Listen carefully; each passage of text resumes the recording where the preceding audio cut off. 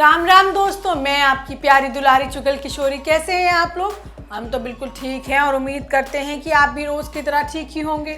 चलिए बात करते हैं सीरियल की दुनिया की, जहां वनराज अपना असली रूप दिखाने वाला है और काव्या को सबक सिखाने के लिए अब बरखा की मदद लेने वाला है। लेकिन सबसे बड़ा ट्विस्ट तो ये रिश्ता क्या कहलाता में आने वाला है, क्योंकि अभिमन्यु के हाथों ही अक्षरा विधवा होने वाली है। अभिनव के खून का इल्जाम जो कि अभिमन्यु पर लगने वाला है, जबकि गुम है किसी के प्यार में सभी के आगे नई मुसीबत खड़ी है।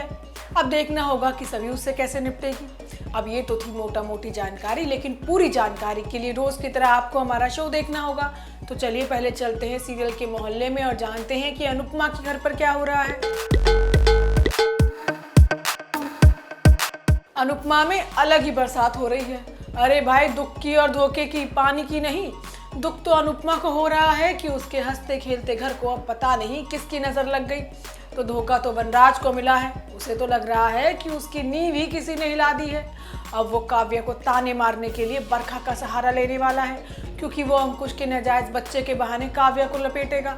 लेकिन काव्या बेचारी को पता ही नहीं है कि वनराज उसकी काली करतूत के बारे में पहले से जानता है। होता यह है कि काव्या के बच्चे का सच वनराज को तो पता चल गया है। अब अनुपमा कहती है कि तुमको वनराज और बाकी सभी लोगों को सच सच बताना होगा। अब ये फैसला तुम्हारा है।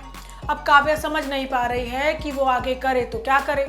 अब वनराज को दरवाजे पर देखकर अनुपमा के होश उड़ जाते हैं। वनराज बदहवास सी हालत में बैठा है, लेकिन चेहरे पर कोई भाव ही नहीं है। एक बार फिर अनुपमा के हंसते खेलते परिवार को पता नहीं किसकी नजर लग गई है। अब सभी लोग काव्या के बारे में पूछते हैं, लेकिन अनुपमा बहाना बना देती है कि वो थोड़ा आराम कर रही है।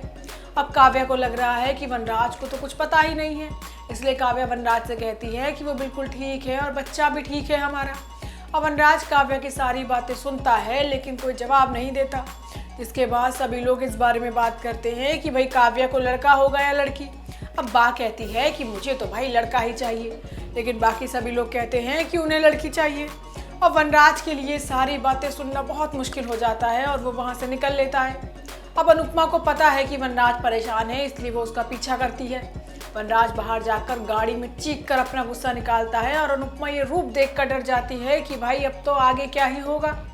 वनराज अनुपमा से कहता है कि मेरी जिंदगी खराब हो गई, मेरे साथ धोखा हो गया, एक ही पल में सब कुछ खत्म हो गया, जबकि काव्या से मैंने सच्चा प्यार किया था। अनुपमा वनराज का हौसला बढ़ाने की कोशिश करती है, लेकिन वनराज तो अब काव्या को अपना अलग ही रूप दिखाएगा।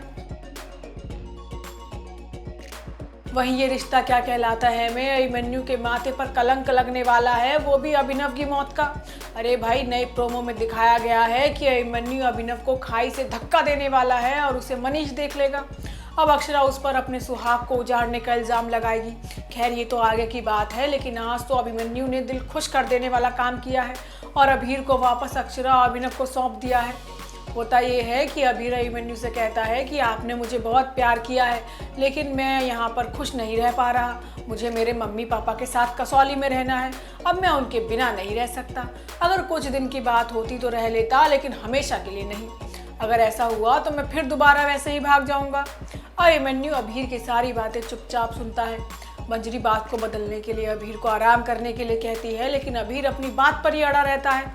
अक्षरा अभिनव भी उसे समझाने की कोशिश करते हैं, लेकिन तभी कैरव कहता है कि बड़े होकर सभी लोग अभीर की बात को अनसुना कर रहे हैं, क्यों बार बार उसका दिल दुखाया जा रहा है। लेकिन मंजरी कहती है कि अभीर को अभी कुछ पता नहीं है और ऐसे बड़े फैसले बच्चे नहीं लेते।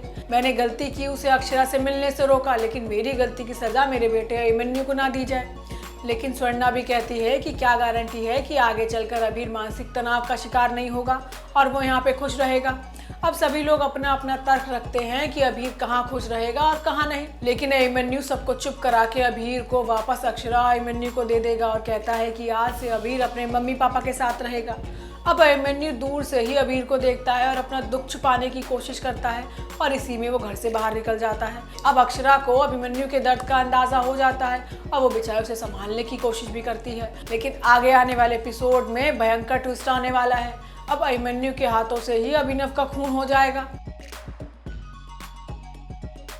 वहीं गुम है किसी के प्यार में ईशान जानबूझकर सभी से मुश्किल सवाल पूछता है, लेकिन सभी सवालों का सही जवाब दे देती है। ऐसे में हताश होकर ईशान सभी को बास्केटबॉल गेम के लिए चैलेंज करता है। अब सभी गेम भी जीत जाएगी और ईशान देखता रह जाएगा। अब ये बात तो ईशान के लिए बहुत ज़्यादा बेइज्जती वाली हो गई है। अब उसका बदला लेना भी बनता है, इसलिए ईशान एक दिन में फीस भरने की बात कहेगा। होता ये है कि सभी की जीत से शांतनु भी बहुत खुश होगा और बाकी स्टाफ मेंबर भी उसकी तारीफ करेंगे, लेकिन ईशान और यशवंत का तो मुंह उतर जाएगा। सभी का एडमिशन रोकने के लिए ईशान और यशवंत रोड़ा अड़ाएंगे। वो उसे ट्रांसफ़र सर्टिफिकेट और फीस अगले 11 बजे तक जमा करने के लिए कहेंगे। अब इस बात से सभी को झटका लगेगा। वो अपनी स्कॉलरशिप की मांग भी करेगी, लेकिन ईशान उसकी एक बात नहीं सुनेगा। हालांकि इस मौके पर ईशा उसकी हर मदद करने को तैयार हो जाएगी। वहीं दूसरी तरफ रीवा अपनी 1 मंथ एनिवर्सरी पर ईशान के लिए खूब सारे गिफ्ट और गुब्बारे भेजेगी। अब रीवा के इन तोहफों से ईशान का पारा 7वें आसमान पर पहुंच जाएगा और वो सारी चीज़ें तोड़ फोड़ कर देगा। अब ईशान का दोस्त भी उसे समझाने की कोशिश करेगा, लेकिन वो किसी की बात नहीं सुनेगा। भाई अब ईशान का दिल टूटा है तो कहीं ना कहीं गुस्सा निकालेगा और उसके गुस्से की शिकार होगी हमारी सभी। तो दोस्तों ये तो थी आज के तीनों सीरियल्स की पूरी जानकारी। आपको हमारा शो कैसा लगा हमें लाइक कमेंट करके ज़रूर बताइएगा, और अगर आपने हमारे चैनल को सब्सक्राइब नहीं किया है तो आज ही जाकर लाल बटन दबा दीजिएगा। आपसे फिर मिलने आएंगे नई जानकारी के साथ। राम राम।